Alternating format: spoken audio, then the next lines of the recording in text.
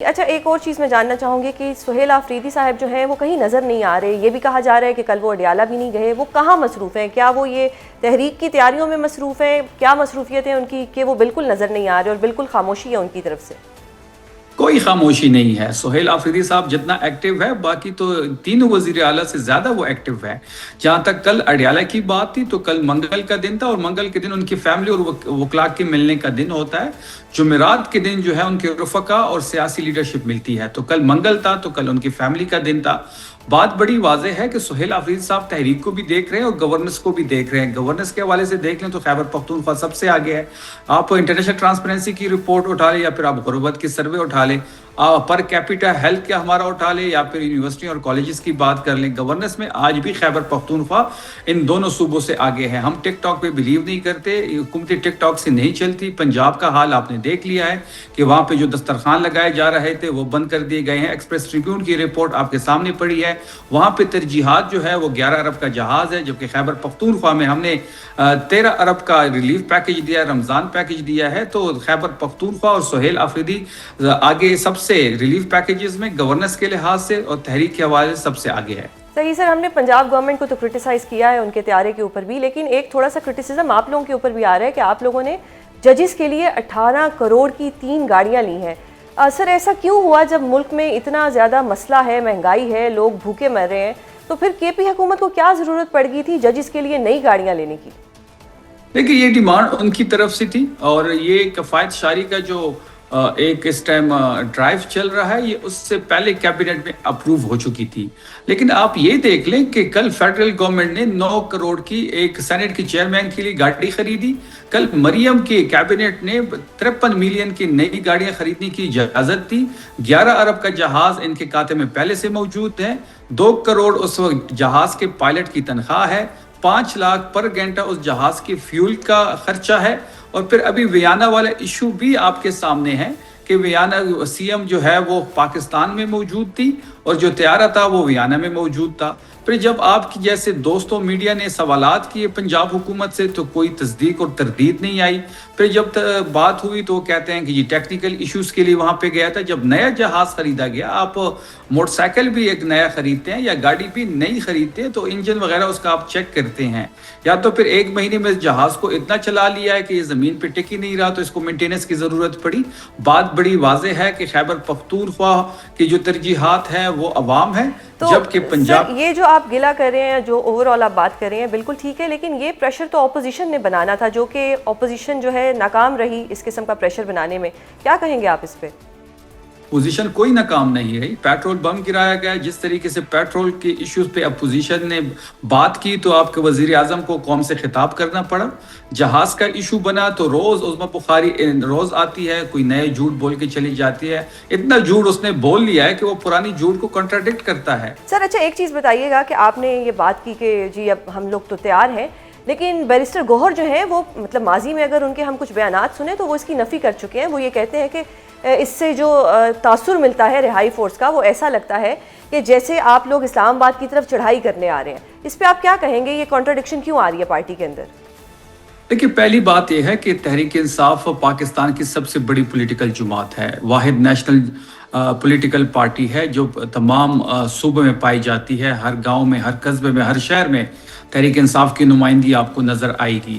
جب پارٹی اتنی بڑی ہو جاتی ہے تو پھر پارٹی پولیٹیکل کمیٹی میں ہر بندی کی اپنی رائے ہوتی ہے. اس رائے کا احترام بھی کیا جاتا ہے. اکراس دا بورڈ ان رائے کو لیا بھی جاتا ہے، ان کی تجویز بھی لی جاتی ہے، مشورہ بھی ہوتا ہے. جہاں تک فورس کی بات ہے تو نام پہ کچھ ہمارے رہنماؤں کو ایشوز ہیں، اس پہ کام ہو رہا ہے. عمران خان رہائی امن فورس جو ہے، یہ امن فورس یا امن موومنٹ بھی ہو سکتا ہے، لیکن یہ جو ایک فورس ہے یہ ضرور بنائی جائے گی اور یہ قانون اور آئین کے دائرے کے اندر ہوگی، یہ پرامن ہوگی. اور جو بھی لائے عمل دیا جائے گا عمران خان صاحب کی رہائی کے حوالے سے، یہ فورس اس میں صف اول میں ہوگی. دوسری بات یہ ہے کہ ہمیں قانون اور آئین اجازت دیتا ہے پرامن احتجاج کا، دھرنے کا، لانگ مارچ کا. تو آئین اور قانون کے دائرے کے اندر ہی لائے عمل دیا جائے گا، اور جو عمران خان رہائی فورس ہوگا یہ قانون کے دائرے کے اندر ہی عمران خان صاحب کی رہائی کی جو کوشش ہوگی اس میں صف اول میں ہوگی. صحیح سر، لیکن جو اس وقت ملکی حالات جا رہے ہیں، جس طرح سے خطہ جو ہے وہ ایک سچویشن فیس کر رہا ہے، ڈو یو تھنک کہ قانون کے دائرے میں رہتے ہوئے آپ لوگوں کو پرمیشن مل جائے گی؟ کیونکہ جب پی ٹی آئی نے کچھ کیا ہے تو بعد میں ایک امپریشن ایسا آیا کہ وہ پرتشدد احتجاج تھا، اور سیکشن 144 بھی لگتا ہے جب آپ کوئی بھی احتجاج کرنے کی تیاری کرتے ہیں، تو اتنی پولیٹیکل سپیس کیا آپ لوگوں کو دی جائے گی کہ آپ کے احتجاج یا تحریک جو ہے یہ چلا سکیں؟ دیکھیں، جہاں تک پولیٹیکل سپیس کی بات ہے تو پاکستان تحریک انصاف کے لیے تو کوئی پولیٹیکل سپیس نہیں ہے۔ پنجاب میں، سندھ میں آپ نے دیکھا ہوگا کہ پنجاب میں تحریک انصاف کا جھنڈا، پوسٹر، عمران خان صاحب کی تصویر بین ہے۔ NA 129 کا الیکشن کی مثال آپ کے سامنے ہے، جہاں پہ تحریک انصاف بائی الیکشن میں حصہ لے رہی تھی۔ میاں اظہر صاحب کی وفات کی وجہ سے وہ سیٹ خالی ہوئی تھی، جس میں پارٹی نے فیصلہ کیا تھا کہ وہاں پہ الیکشن میں حصہ لیا جائے۔ جب ہم الیکشن میں حصہ لے رہے تھے تو وہاں پہ ریلی بھی نہیں چھوڑی جا رہی تھی، الیکشن مٹیریل بھی نہیں چھوڑا جا رہا تھا۔ اس کے ساتھ ساتھ عمران خان اچھا، اس صاحب طرح کی کے تو کافی ایونٹس ہیں جو آپ لوگوں کے ساتھ ہوئے ہیں۔ اب کیونکہ یہ جو گرینڈ تحریک آپ لوگ لانچ کرنے جا رہے ہیں، اس کی رجسٹریشن کا ٹائم فریم کتنا ہوگا اور یہ کب تک لانچ ہو جائے گی؟ عید کے بعد اس کا لانچنگ ایونٹ ہے رہائی فورس کا۔ CM سہیل آفریدی صاحب خود اس لانچنگ ایونٹ سے خطاب بھی کریں گے۔ اس کا ڈیش بورڈ کھول دیا جائے گا، مختلف شہروں میں اس کی ممبرشپ ہوگی۔ خیبر پختونخوا میں، پورے پاکستان میں لوگ رجسٹر ہو سکتے ہیں ڈیش بورڈ کے تھرو۔ 90% لوگوں کا لیڈر عمران خان ہے، تو تمام تر نوجوان اس میں شامل ہوں گے، جس کو آفریدی صاحب لیڈ کریں گے۔ چین آف کمانڈ کا ایشو بھی نہیں ہوگا۔ دوسری بات یہ کہ ان سے باقاعدہ حلف بھی لیا جائے گا، اور یہ غیر سیاسی ہوگی۔ جس دن عمران خان صاحب رہا ہوں گے، اس کو ڈیزالو کر دیا جائے گا۔ صحیح۔ اچھا، مجھے ایک اور چیز بتائیں کہ جو اس میں رجسٹریشن کرائیں گے اپنی، ان کی پروٹیکشن کس طرح سے آپ لوگ کریں گے؟ لائک خدا نہ خواستہ کچھ ایڈورس بھی ہو سکتا ہے اگر گورنمنٹ کے پاس ڈیٹا چلا گیا، میں نے پہلے بھی آپ سے سوال پوچھا تھا، تو ان لوگوں کی پروٹیکشن کے لیے آپ لوگوں کے پاس کیا پلان ہے؟ دیکھیں، ہم کوئی غیر قانونی، غیر آئینی کام تو نہیں کر رہے کہ ان کے خلاف ایکشن لیا جائے گا۔ آج بھی تحریک انصاف میں انصاف یوتھ ونگ موجود ہے، ISF موجود ہے، IDF موجود ہے، ILF موجود ہے، مدر ونگ موجود ہے، دیگر ونگز موجود ہے۔ یعنی کہ اس دفعہ آپ فل ڈٹرمنٹ ہیں کہ یہ جو فورس ہے یہ بنے گی۔